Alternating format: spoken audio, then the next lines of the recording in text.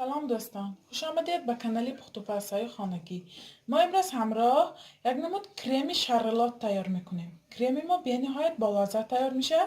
محصولات به ما لازم است 150 میلی لیتر شیر، 200 گرم شکر، یک دانه تخم، 200 گرم مساله، یک پچکه وانیلین لازم است. ما در اول شکر، یک دانه تخم و شیر را خوب آمیخته میکنیم. من همش را خوب آمیخته کردم. اکنون با بالای گاز 5-10 دقیقه میجوشانیم. ما فقط در بالای گاز نمیکوبیم که تگش نسوزد. من چگونه میبینید میجوشد. من کمتر غفص شد. ما علابی بلند بنمیپزیم. می علابی پستر بنپزیم که تگش نسوزد. کرمی ما تیار شد با مدتی 5-6 دقیقه. اکنون به کاسه میگیریم. من کرم گرفتم. اکنون با سلوفان میپوشیم.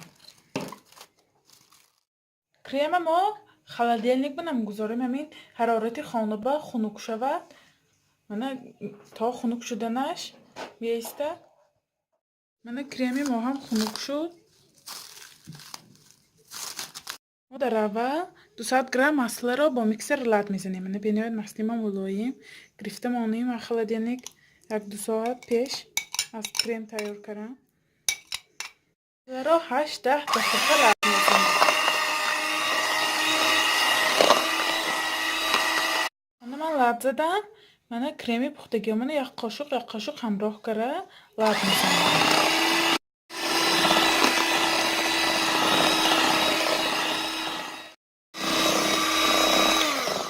چگونه میبینید کرم ما تیار شد. اکنون من یک پچکه وانیلین همراه میکنیم. کرم ما تیار. اکنون به قالب میگیریم. به کاندیترسکی میشه.